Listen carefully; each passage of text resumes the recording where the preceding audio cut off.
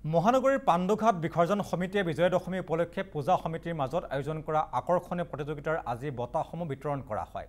মালিগাঁও বৰিপাৰাস্থিত হিতেশ্বৰ শইকীয়া প্ৰেক্ষাগৃহত আয়োজন কৰা এই বঁটা বিতৰণী সভাত বিজয়ী কমিটিক বঁটাসমূহ প্ৰদান কৰে।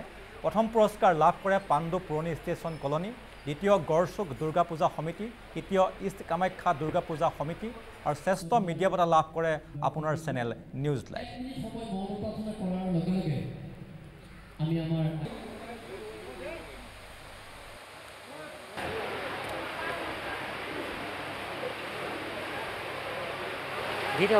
গানেৰে জুবিনৰ গানেৰে আমি অনুষ্ঠানটো আৰম্ভ কৰিছোঁ আৰু আমি নিয়মৰ ভিতৰত আমি এইবাৰ এটা প্ৰতিযোগিতা কৰিছিলোঁ।